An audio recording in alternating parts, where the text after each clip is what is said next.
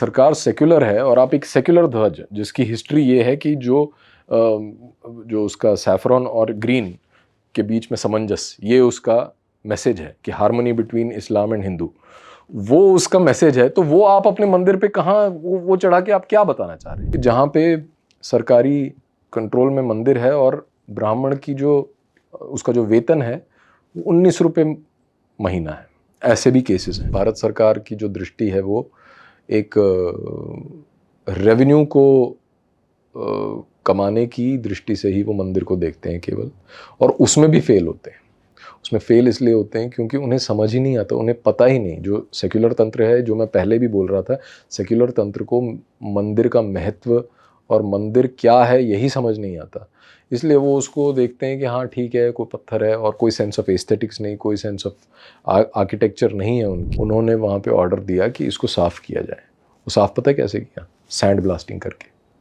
Sand blasting करके, अगर आप मतलब जिसने थोड़ा बहुत ये इंजीनियरिंग पढ़ी हो उसे पता है कि सैंड ब्लास्टिंग से कोई भी चीज़ सरफेस है वो प्लेन हो जाती है। यानी कि जो वहाँ पे जो सारी मूर्तियाँ और जो सारी उसकी जो सुंदरता थी उसको नष्ट कर दिया एक झटके में। कम से कम विधिवत ढंग से तो करें, कि शास्त्र अनुसार तो करें, कि अगर आपको एक जगह से दूसरी जगह मूर्ति ले जानी है तो कम से कम उसकी जो नियम है और जो उसका अनुष्ठान है वो तो पूरा करें। तो यही नहीं हो पा रहा है, और समाज को कोई चिंता नहीं है। समाज में ऐसा है कि अभी भी वो जो अंग्रेज़ों के समय की दृष्टि है कि हाँ कोई भी चीज़ बड़ी है और सड़कें ब्रॉड कर दी तो सब कुछ बढ़िया हो जाता है, लेकिन ऐसा नहीं होता मंदिरों के साथ। आज हालत ऐसी है कि अधिकतर हिंदू ये नहीं समझते कि मंदिर कोई साधारण बिल्डिंग नहीं है, मंदिर मस्जिद नहीं है, मंदिर गिरजाघर नहीं है, वो तो बिल्डिंग्स हैं।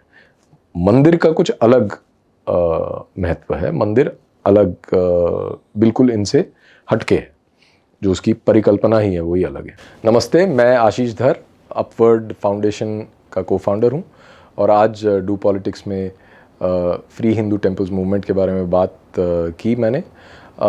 अगर आपको वीडियो अच्छा लगा तो इसे साझा करें और डू पॉलिटिक्स को सब्सक्राइब करें, बेल आइकन नीचे दबा दीजिए और डू पॉलिटिक्स के काम को सपोर्ट करें। फ्री हिंदू टेम्पल्स जो मूवमेंट है वो आज की मूवमेंट है नहीं।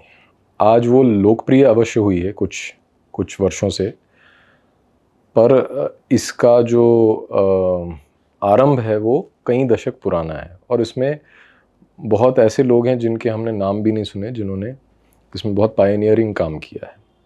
और आज जो हमारे साथ अभी हैं, जो इसमें बहुत सक्रिय हैं, उसमें श्री सुब्रमण्यम स्वामी हैं जिन्होंने बहुत काम किया है, और श्री टी.आर. रमेश हैं, और ये लोग एक तरह से इस जनरेशन के लिए पायनियर्स हैं।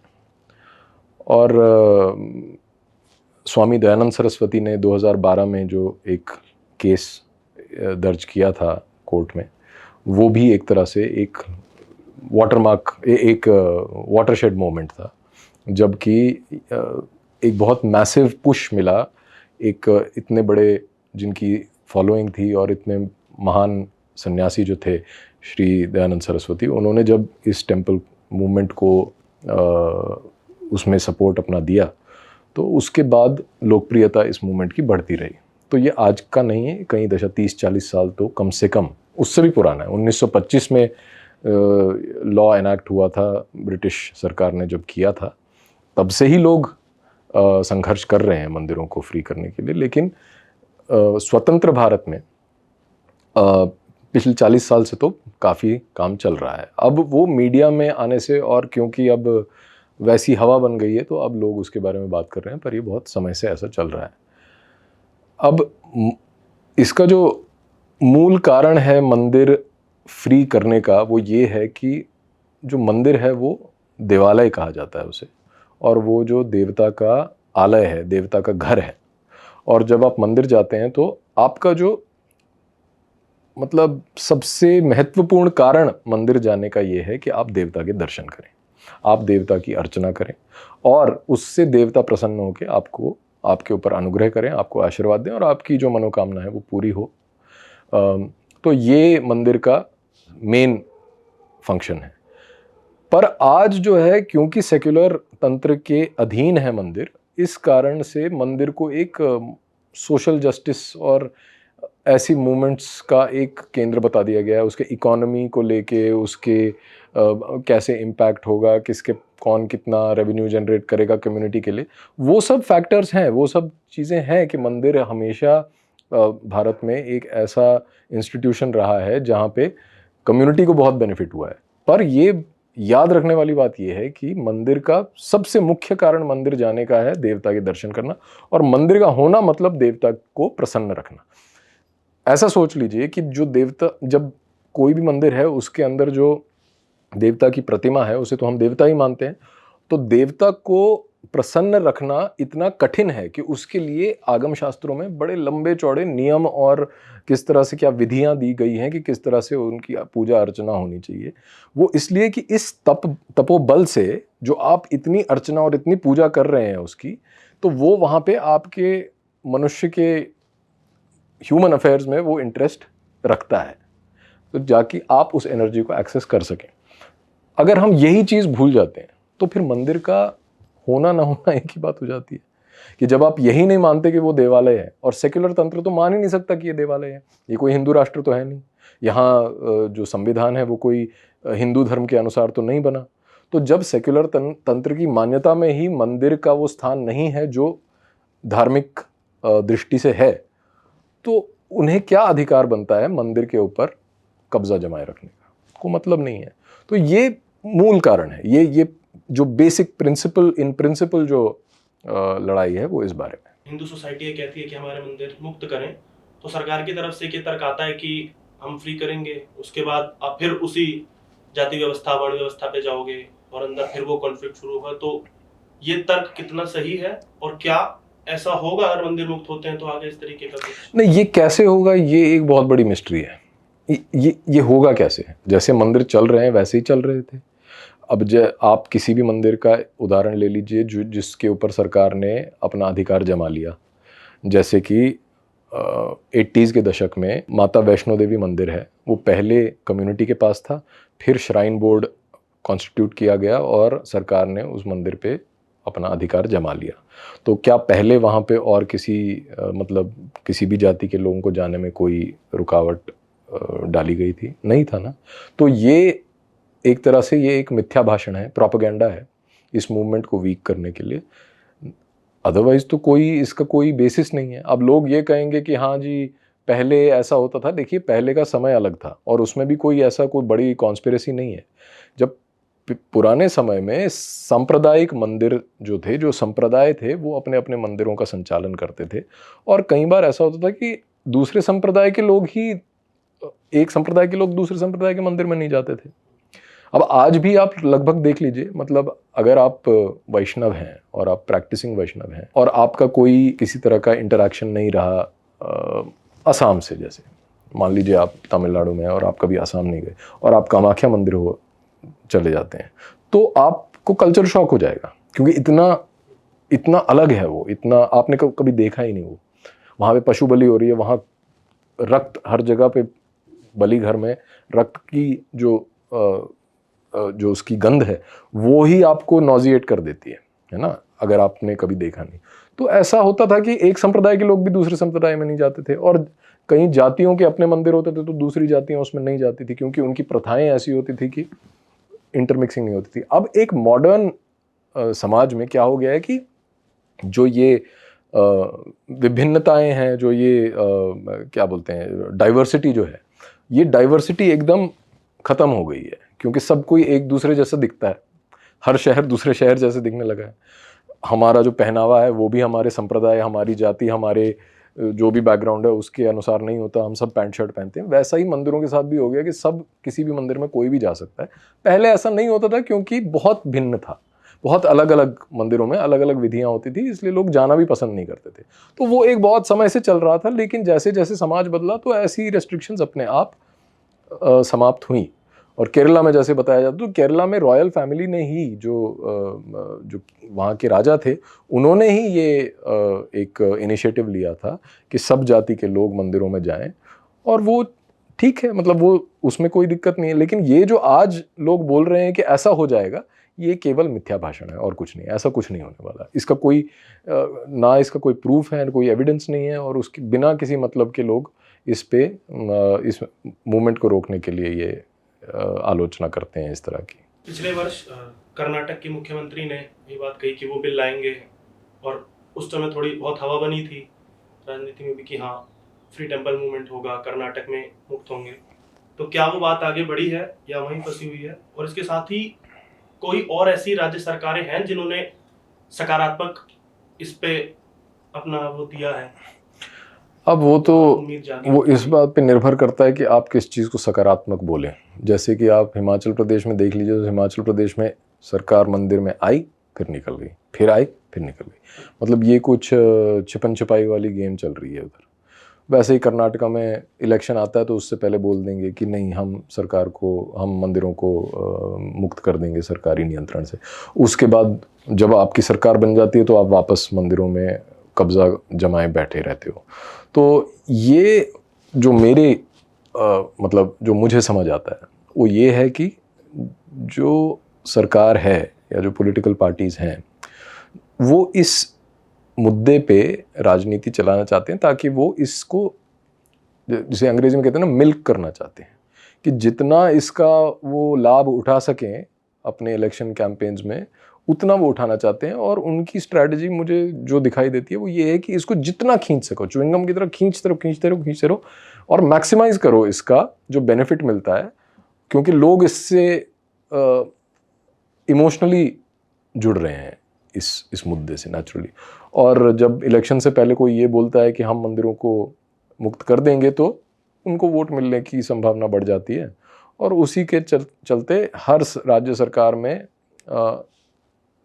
विशेषतः बीजेपी ये मुद्दा अवश्य उठाती है और बोलती है कि हम कर देंगे। लेकिन अभी मुझे होते हुए दिखता नहीं, क्योंकि कहीं विल दिखाई नहीं देती। और अगर वो करना भी चाहते हैं तो अगला प्रश्न ये उठता है कि मंदिर मुक्त करके क्या वो एक बोर्ड बना देंगे, जैसा कि उन्होंने तमिलनाडु में ये बातें चली थी कि तमिलनाडु के जो इलेक्शन थे पिछले साल, तो उन्होंने कहा था कि एक बोर्ड का हम गठन करेंगे और वो बोर्ड जो है वो पूरा सबको एक सारे मंदिरों को अपने अधीन करके वो चलाएगा और उसमें हम संतों और स्कॉलर्स को नॉमिनेट करेंगे। तो वैसे टाइप के मॉडल्स जो हैं वो ये प्रपोज कर रहे हैं और वो तो डिज़ास्ट्रस मॉडल्स हैं, बहुत ख़तरनाक ऐसी स्कीम्स हैं जिनको प्रपोज किया जा रहा है। तो इसलिए कोई क्लैरिटी नहीं है। जहाँ तक मुझे लगता है कि ये इलेक्शन का इशू बनाना चाहते हैं और उसके आगे किसी ने कुछ सोचा नहीं। देखिए, हिंदू समाज जो है वो बाकी इस्लाम और मतलब मुस्लिम समाज और क्रिश्चियन समाज से बहुत अलग है। और उसका सीधा सीधा आपको जो तथ्य देखने को मिलते हैं वो है कि विविधता कितनी है हिंदू समाज में, जो कि बाकियों में उतनी देखने को नहीं मिलती। और विविधता के कारण जो आपके उसका जो आधार है विविधता का, वो है कि हिंदू धर्म में संप्रदायों की बड़ी का जो स्थान है वो बहुत महत्वपूर्ण है। तो जब संप्रदाय हैं, अपने अपने संप्रदाय के अपने अपने नियम, अपनी अपनी विधि, अपने अपना मतलब जो स्क्रिप्चर भी है, जो शास्त्र भी हैं, वो भी संप्रदाय के अपने होते हैं।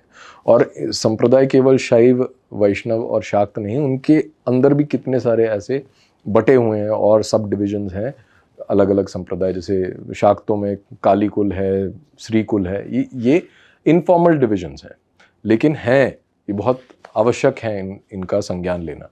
तो ये जो संप्रदाय विविधता को उत्पन्न करते हैं वो हिंदू समाज का एक बेसिक कैरेक्टर, एक कोर वैल्यू है।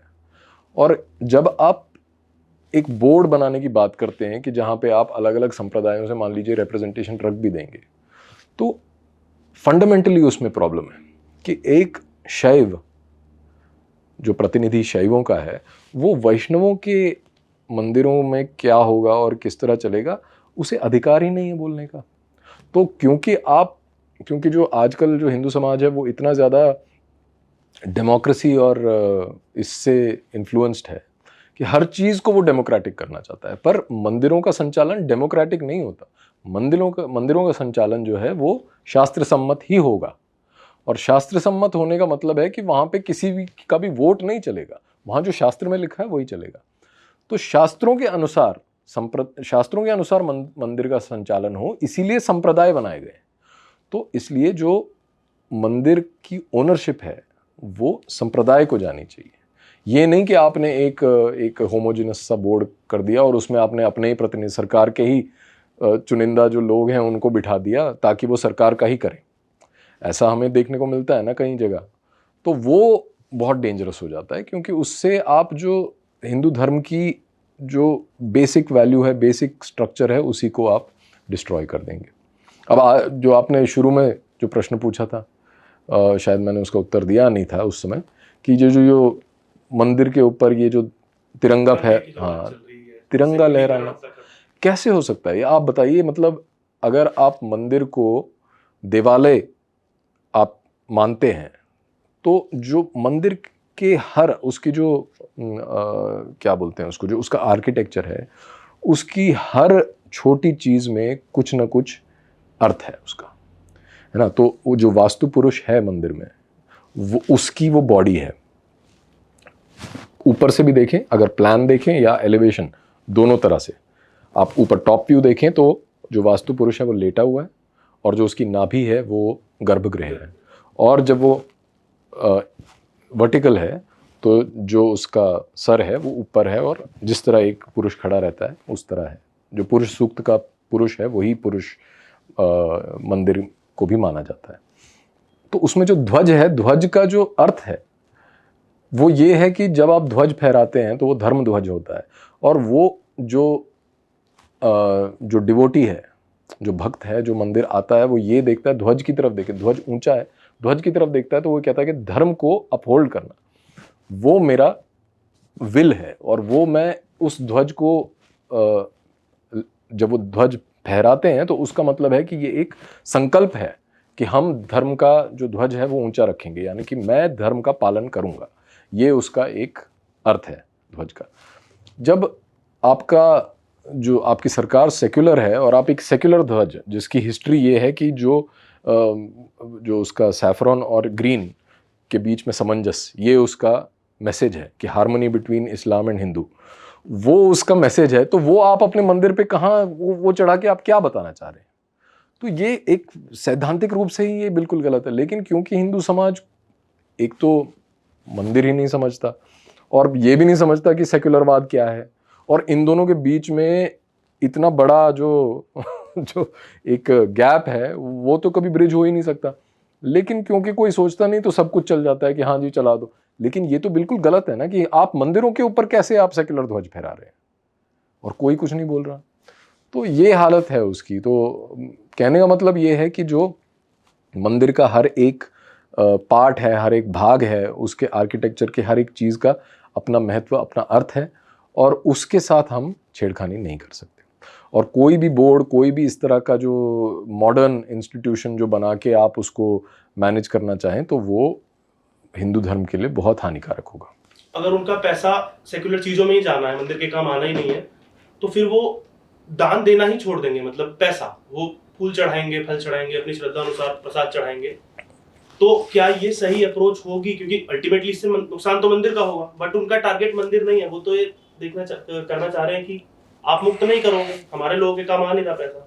तो क्या ये एक सही अप्रोच होगी? और इसकी क्या, इसमें बहुत सारे पहलू हैं पुलकित। एक तो ये है कि पारंपरिक रूप से जब मंदिरों का संचालन होता था, जब अंग्रेज़ों के ज़माने से पहले, जब भारत में हिंदू राजा थे, तो राजा का क्या कर्तव्य था मंदिर के संदर्भ में? मंदिर के लिए राजा को ग्रांट्स देने पड़ते थे, पैसा देना पड़ता था उसके संचालन के लिए, उसकी अपकीप के लिए, उसके मेंटेनेंस के लिए, है ना। और ये उनके जो राजा थे, उनके जो ड्यूटीज़ हैं उसमें ये मेंशन था, ये उसका धर्म था। राजा का धर्म होता था मंदिरों का संचालन करना और उसके लिए पैसे देना। और जब जो मंदिर के जो विजिटर हैं, जो मंदिर जा रहा है अपनी कामना की पूर्ति के लिए, इसीलिए ऐसा कुछ गलत नहीं है। आजकल ऐसे बोलते हैं ना बहुत सारे मॉडर्न लोग बोलते हैं कि अरे हिंदुओं का तो ऐसा हो गया कि मंदिर जाते हैं और वहाँ पे भगवान से मांगते हैं। मांग नहीं जाते हैं, और किस लिए जाएंगे? तो घर में भी आप साधना पूजा कर सकते हैं ना। मंदिर इसलिए जाते हैं क्योंकि मंदिर में एक विशेष मैनिफेस्टेशन है देवता का, और क्योंकि आप देवता से अपनी मनोकामना की पूर्ति के लिए आप देवता से रिक्वेस्ट कर सकते हो, इसलिए आप मंदिर जाते हो। तो अपनी कामना की पूर्ति के लिए जब आप मंदिर जाते हो तो आपके और देवता के बीच कौन है? वो है जो पुजारी है, जो अर्चक है।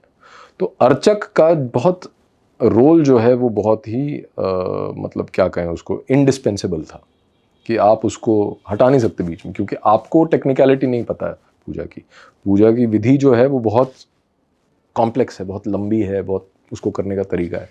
अब मार्क्सिस्ट व्यू ये है कि ये सब गोलमोल करके लोगों को बहकाने के लिए, लेकिन हम उसको हटा देते हैं। हमें वो बकवास करने की, उसके बारे में डिस्कस करने की ज़रूरत नहीं। ये हमारा पारंपरिक व्यू है। तो जो पुजारी और जो अर्चना करते थे, जो अर्चक हैं, उनको प्रसन्न करना, जब उन्होंने आपकी अर्जी आके पहुंचा दी भगवान तक, तो आप उनको दान में, दक्षिणा में कुछ देते हो। भले ही वो भेंट कुछ किसी प्रकार का गिफ्ट दे दो, या आप उनको कुछ पैसे दे दो, या आप उनके लिए कुछ लाए हो खाने के लिए, जो भी है, पर उनका मन प्रसन्न करना, क्योंकि वो देवता की सेवा करते हैं और वो प्रसन्न है तो देवता को भी अच्छा लगता है। ये मान्यता है। तो हमेशा जो हम कह रहे हैं कि ये जो हुंडियों में पैसे डालना, ये प्रॉब्लम जब आई वो इसलिए आई क्योंकि हुंडियों में पैसे डालने का कल्चर तब आया जब जो अर्चक थे बीच में, उनको डिसएम्पावर कर दिया गया। उनकी जो अथॉरिटी थी, उनका जो अधिकार था मंदिर के संचालन में, उसको ख़त्म कर दिया गया, क्योंकि बोला गया कि ये ब्राह्मण हैं और ब्राह्मणों के साथ मतलब ये तो हमेशा अत्याचारी कर रहे हैं। तो अब ऐसी हालत हो गई कि लोग कहते हैं कि वो क्यों मांग रहा है? भाई वो तो जब वहाँ पूजा कर रहा है, ऐसे ऐसे केस हैं पुलकित कि जहाँ पे सरकारी कंट्रोल में मंदिर है और ब्राह्मण की उसका जो वेतन है वो 19 रुपये महीना है। ऐसे भी केसेस हैं। ये एक्सट्रीम केस है, लेकिन एक्सट्रीम केस आपको बताता है कि कितनी हालत ख़राब है। 19 रुपये महीने में कौन सर्वाइव कर सकता है? और अगर वो बेचारा फिर लोगों को बोलेगा नहीं कि यार मेरे को भी कुछ दो, ये तो दक्षिणा मांगी नहीं जाती, दक्षिणा तो दी जाती है। क्यों? और दक्षिणा देने का जो ओनस है वो तो पुजारी पे नहीं है ना। दक्षिणा तो हम देते हैं जो जाते हैं मंदिर में पुजारी के थ्रू पूजा करने। तो जब हम दक्षिणा देते हैं तो हमारे आगमों में ये बहुत क्लियरली लिखा है कि जो दक्षिणा दे रहे हो वो इतनी दो, पर्याप्त दो, ताकि वो प्रसन्न हो जो आपका अर्चक है, और तभी देवता प्रसन्न होगा। तो इसलिए अगर आज सरकारी कंट्रोल में है मंदिर, तो हिंदुओं का धर्म ये बनता है कि वो हुंडियों में ना डाल के डायरेक्टली पुजारी को ही दें, और उसमें किसी का कोई नुकसान नहीं है। उसमें पुजारी खुश तो देवता खुश, उतने में हमें, मुझे लगता है कि वो चीज़ हो जानी चाहिए। जो मंदिर की मेंटेनेंस है और जो बाकी खर्चे उसके उठाने हैं, वो सरकार की जिम्मेदारी है। अगर उन्होंने ये बेड़ा उठाया है, जब तक वो है मंदिर में, तो वो सरकार करेगी अपने जेब से खर्चे। टैक्स पेयर्स मनी किस लिए है? अगर 75% भारत की जो जनसंख्या है वो हिंदुओं की है, तो हिंदुओं के मंदिर हैं, तो ये तो हमारी कल्चरल हेरिटेज है ना, हेरिटेज है ये। और हमें तो इसका ख्याल रखना और इसके ऊपर पैसा खर्चना, तो सरकार किसी पे कोई उपकार नहीं करेगी ये करके। तो वैसे चलना चाहिए। तो मेरा मानना है कि ऐसा जो अगर हिंदू समाज ये कहता है कि हम तो हुंडी में नहीं डालेंगे, ये बहुत अच्छी बात होगी, क्योंकि ये एक जागरूकता का संकेत होगा। पिछले कुछ दशकों में ये चीज़ बढ़ी है, और वो है प्रतिमाओं की चोरी और उनकी तस्करी। दक्षिण भारत में, उड़ीसा में हम देखते हैं, तो इस विषय में थोड़ा बताएं। और उत्तर भारत में थोड़ा लोगों को इस बारे में कम जानकारी है। क्या उत्तराखंड में, हिमाचल में भी ये सब हो रहा है? उत्तर भारत में इसलिए ये लोग कम जानते हैं इस विषय में, क्योंकि उत्तर भारत में जितना होना था वो बहुत पहले हो चुका। अब तो मंदिर ही उतने ग्रैंड मंदिर ही नहीं बचे, उतने बड़े मंदिर और उतने भव्य मंदिर जो आपको दक्षिण में देखने को मिलते हैं, उत्तर में देखने को ही नहीं मिलते। और वहाँ चोरी के लिए कुछ बचा ही नहीं, तो चोरी क्या करोगे? कुछ थोड़े बहुत मंदिर होंगे जहाँ पे प्रतिमाएं हैं जिनकी डिमांड होगी इंटरनेशनल मार्केट में, जो ये स्मगलिंग वाला मार्केट है, लेकिन बहुत कम, गिने चुने, हैंडफुल ऑफ देम। तो इसलिए उत्तर भारत में ये इशू है। दक्षिण में ऐसे ऐसे मंदिर हैं, ऐसे ऐसे आर्किटेक्चरल मार्वल्स हैं जो देख के आप सोचेंगे कि ये वर्ल्ड हेरिटेज लिस्ट में क्यों नहीं, या कम से कम भारत सरकार ने इनको क्यों नहीं वो स्तर दिया या वो रिकग्निशन दिया कि इसके लिए स्पेशल, मतलब वो वहाँ पे तो ये तो पूरे विश्व में प्रमोट होना चाहिए कि ये इतना सेक्युलर दृष्टि से ही अगर आप देखें कि ये कितना आर्किटेक्चरल वंडर है। पर उसका कारण ये है कि भारत सरकार की जो दृष्टि है वो एक रेवेन्यू को कमाने की दृष्टि से ही वो मंदिर को देखते हैं केवल, और उसमें भी फेल होते हैं। उसमें फेल इसलिए होते हैं क्योंकि उन्हें समझ ही नहीं आता, उन्हें पता ही नहीं। जो सेक्युलर तंत्र है, जो मैं पहले भी बोल रहा था, सेक्युलर तंत्र को मंदिर का महत्व और मंदिर क्या है यही समझ नहीं आता। इसलिए वो उसको देखते हैं कि हाँ ठीक है, कोई पत्थर है, और कोई सेंस ऑफ एस्थेटिक्स नहीं, कोई सेंस ऑफ आर्किटेक्चर नहीं है उनकी, जो एक अपना इंडिक आर्किटेक्चर जिसको बोलें, जो हिंदू आर्किटेक्चर में जो जिस स्तर का हमारा जो शिल्पकला है वो सेक्युलर तंत्र रिकग्नाइज ही नहीं करता। इसका मैं अगर उदाहरण दूं तो मैं पद्मनाभ स्वामी मंदिर जो तिरुवनंतपुरम में, वहाँ गया था। वहाँ पे एक भव्य प्रोसेशन निकलता है जिसका नाम अराट होता है। तो वो करने के बाद एक और मंदिर है नागरकोइल में,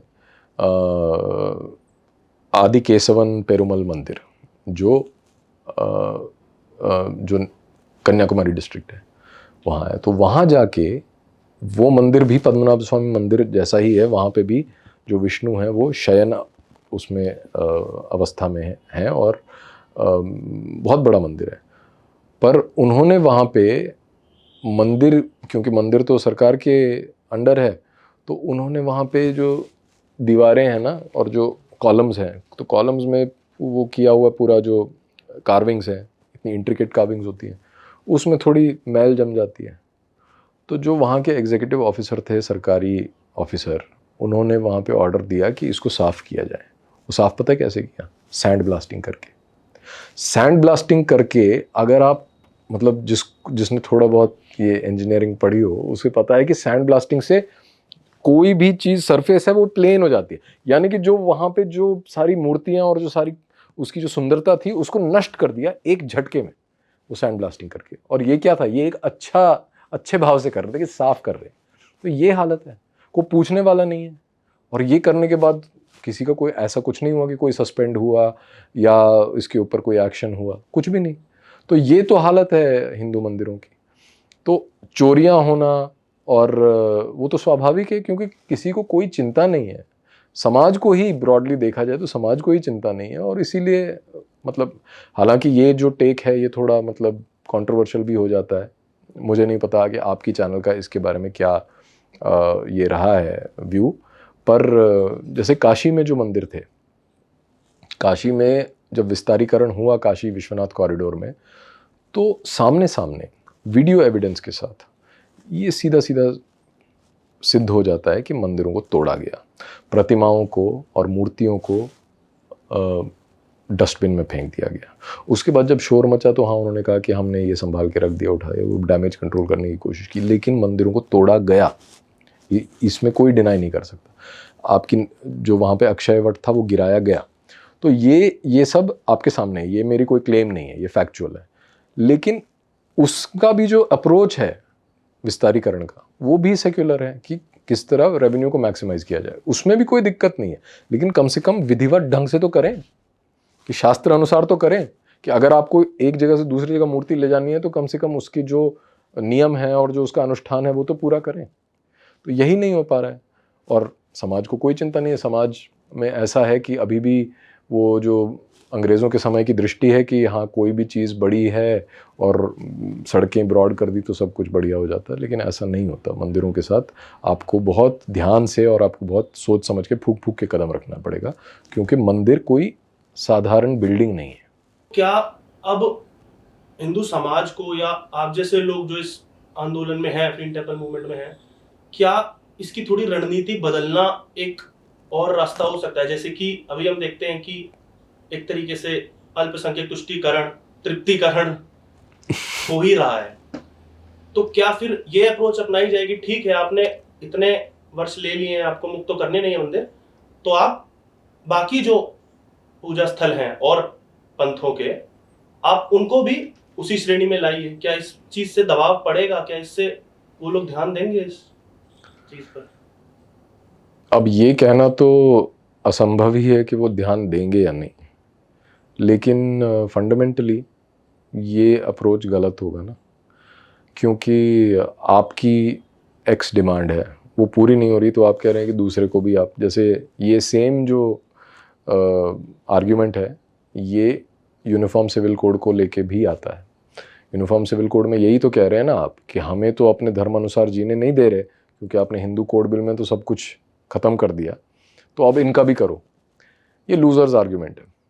अब मंदिरों का को मुक्त करने के लिए आप आंदोलन कर रहे हैं, आप संघर्ष कर रहे हैं, वो कहीं नहीं जा रहा तो उनका भी कर दो। हमें उनसे क्या मतलब है? हमें तो अपना देखना चाहिए। इस बात का हम उपयोग ज़रूर कर सकते हैं अपना आर्ग्यूमेंट बिल्ड करने के लिए कि हाँ, उनके अगर जो धर्मस्थल हैं वो अगर मुक्त हैं तो हमारे क्यों नहीं है, ये बिल्कुल सही है। लेकिन ये कहना कि उनके भी बंद कर दो, ये तो मतलब थोड़ा मूर्ख सा प्लान है। क्योंकि ये जिस तरह शतरंज में होता है ना कि आप जब बच्चे खेलते हैं तो वो कहते हैं चलो मारा जाएगा तो मारा जाएगा, ये भी मैं अपनी रानी दे देता हूँ, वो भी उसकी भी मर जाएगी। मतलब वो बहुत ही शॉर्ट टर्म, बहुत शैलो थिंकिंग हो जाएगी। हमें अपने मंदिर मुक्त चाहिए, उसमें कोई दो राय नहीं, उसमें कोई किसी भी तरह का समझौता नहीं हो सकता इस बात में। हमें मंदिर मुक्त चाहिए। बाकियों के जो धर्मस्थल हैं वो मुक्त हैं, हमारे नहीं है, इसलिए ये एक आर्गुमेंट है। लेकिन उनको भी बंद कर दो, इससे हमें कोई लाभ नहीं होगा हमारी संघर्ष को। और जैसा आप जो कह रहे थे ना कि हम हमारे जैसे लोग जुड़े हुए हैं, ऐसा कोई स्पेशल मतलब हमने कोई ऐसा मैं पर्सनली अपने निजी तौर से मैं बता रहा हूँ कि मैं कोई खास एक्टिविज़म नहीं किया। मैं तो सिर्फ उन लोगों के साथ जुड़ा हूँ जो इसमें, जिनको मैं कह रहा था कि जो पायनियर्स हैं, जैसे टी.आर. रमेश सर हैं। तो मुझे सौभाग्य प्राप्त हुआ कि मैं उनके साथ जुड़ा और मैं इंडिक कलेक्टिव में उनके लिए जो मेरी तरफ से सहायता हो सकती है वो हम लोग साथ में करते हैं। उसी तरह बाकी जो समाज है जो भी इसमें जुड़ना चाहे, तो कोई ऐसा कोई विशेष मतलब ऐसे कोई सींग नहीं है हमारे सर पे कि वो हम कुछ अलग कर रहे हैं या स्पेशल कर रहे हैं। सबका अधिकार बनता है और सबका धर्म बनता है, सबका कर्तव्य बनता है इसके साथ जुड़ने के लिए और इस मूवमेंट में अपना योगदान देने के लिए। वो किसी भी प्रकार से दे सकते हैं। आप 10 लोगों के साथ बात करके जागरूकता ही फैलाएं, वही बहुत बड़ी बात है। सबसे पहला तो मंदिर क्या है और उसमें देवता का क्या स्थान है, इसके बारे में बहुत स्पष्ट विचार होने चाहिए हिंदुओं के। उनको पता होना चाहिए कि मंदिर की क्या जगह है। आज हालत ऐसी है कि अधिकतर हिंदू ये नहीं समझते कि मंदिर कोई साधारण बिल्डिंग नहीं है, मंदिर मस्जिद नहीं है, मंदिर गिरजाघर नहीं है, वो तो बिल्डिंग्स हैं। मंदिर का कुछ अलग महत्व है, मंदिर अलग बिल्कुल इनसे हटके है, जो उसकी परिकल्पना ही है वही अलग है। पहले तो इस बात को समझें। दूसरा, संप्रदाय जो हैं उनका क्या रोल है हमारे समाज में, इस चीज़ से अवगत हो जाएं। उसके बाद मंदिरों को मुक्त करना क्यों आवश्यक है इस चीज़ को समझ जाएं और किस तरह का योगदान वो व्यक्तिगत रूप से दे सकते हैं वो उनके ऊपर है। क्या वो किसी ऑर्गेनाइजेशन के साथ जुड़ सकते हैं, जैसा मैं अभी कह रहा था कि अपने पड़ोसी, अपने रिश्तेदारों में इसके बारे में बात करें और इसके बारे में जागृति फैलाएं, ये एक बहुत बड़ा स्टेप है। जो इसके लिए काम कर रहे हैं, जो भी ऑर्गेनाइजेशंस हैं, उनको आर्थिक रूप से उनकी सहायता करें ना, क्योंकि पैसे के बिना कुछ नहीं होता। बातें तो बहुत लोग कर लेते हैं, लेकिन सपोर्ट करें ऐसे लोगों को जो कर रहे हैं। और इसके अलावा जो एक केवल मंदिरों के विषय में ही नहीं, पर जनरली पॉलिटिक्स में जो एक एटीट्यूड है हिंदू समाज का, वो है एक गुलामों वाला, एक नौकरों वाला, कि हमने ये किसी को वोट दे दिया, अब वो माई बाप है, अब वो जो कर लेगा, जैसे अंग्रेज़ों के साथ करते ना, माई बाप हो तुम, वो तुम कर लोगे।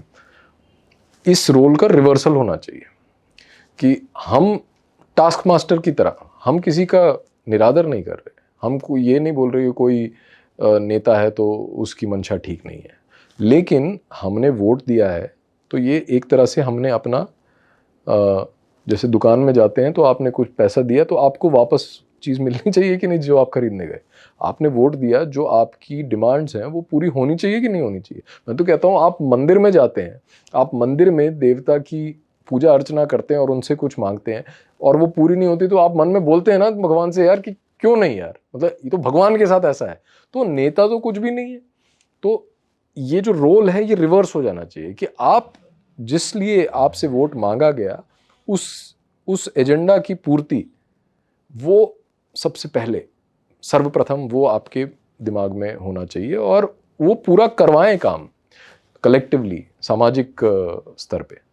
उसके लिए जो पॉलिटिक्स के साथ रिलेशन है वो बदलना बहुत आवश्यक है और वो तभी बदलता है जब एक एक करके लोग इस चीज़ को अप्रिशिएट करें। अभी क्या होता है कि आप किसी भी पार्टी या किसी भी व्यक्ति विशेष, कोई नेता है, उसकी आलोचना करें और सैद्धांतिक रूप से आलोचना, ये नहीं कि एड होमिनम कर दिया, किसी को गाली दे दी। आप किसी की पॉलिसी की को क्रिटिसाइज करें तो आपको एंटी नेशनल बता देंगे, आपको बोल देंगे कि आप तो देश को तोड़ने की बात करते हो, तुम तो कांग्रेस एजेंट हो, ये हो वो।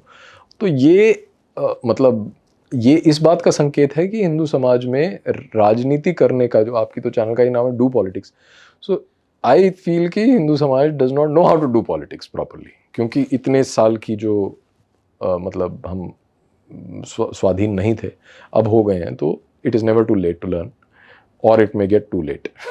तो ऐसा है जी सर। अंत में इस मूवमेंट से हटके थोड़ा अलग संदर्भ में है वो, जैसा कि आप एक पुस्तक लिख रहे हैं, उस विषय में थोड़ा बताएं कि किस बारे में है, थोड़ा ब्रीफ में, और कब तक हमें पढ़ने को मिल सकती है वो? ये पुस्तक तो बहुत समय से मैं प्रॉमिस कर रहा हूँ, ऐसा कुछ है नहीं कि मैं कोई सेलिब्रिटी हूँ तो 50,000 लोग मुझसे पूछते हैं, लेकिन जिन लोगों को पता है, जो जुड़े हैं हमसे, वो पूछते रहते हैं कि कब आएगी। लेकिन दिक्कत ये है कि हम सब कुछ इंडिपेंडेंटली ही करते हैं। जिन भी संस्थाओं से मैं जुड़ा हूँ, सबका जो कार्यभार है वो बहुत ज़्यादा हो जाता है, तो जो प्रोग्रेस है किताब के ऊपर वो थोड़ा स्लो है, पर ईश्वर की कृपा रही तो इस वर्ष के अंत तक पहला ड्राफ्ट तो तैयार हो जाएगा। उसके बाद पब्लिशिंग में जो भी 2-3 महीने और लग जाएंगे। तो जो पुस्तक है वो कास्ट के ऊपर है, यानी कि जाति, वर्ण और कास्ट जिसको बोला जाता है अंग्रेज़ी में, और किस तरह से जो समाज है वो उसमें जाति का क्या रोल था और जो मिसरिप्रेजेंटेशंस हैं उसकी, और जिस तरह से जो बहुत सारे मतलब ऐसे व्यूज़ हैं जिनका कोई आधार नहीं, निराधार जो आरोप लगते हैं जाति व्यवस्था पे, उसको क्लैरिफाई करने का एक संकल्प है उस पुस्तक में। तो वही चल रहा है। उसमें ये हमने कुछ आर्टिकल्स लिखे थे प्राज्ञता में, जो हमारी वेबसाइट है, और कास्ट इन स्टोन नाम से उसका जो आर्टिकल्स हैं, तो बहुत वेल साइटेड आर्टिकल्स हैं और कई बार कठिन भी हो जाता है पढ़ना, क्योंकि थोड़ा टेक्निकल लैंग्वेज में लिखे जाते हैं। तो पुस्तक में हमारा जो विचार है वो ये है कि उसको टेक्निकल उतना ना रखें ताकि अधिक से अधिक लोग पढ़ सकें और ये क्लियर हो जाए कि जाति और वर्ण क्या है, और हम उसके लिए कोई अपॉलॉजियाँ नहीं लिख रहे हैं। हम बेसिक ये लिख रहे हैं कि वो क्या था और उसको एक भारतीय, एक हिंदू दृष्टि से उसका अर्थ क्या है और वो कहाँ पे फिट होती है।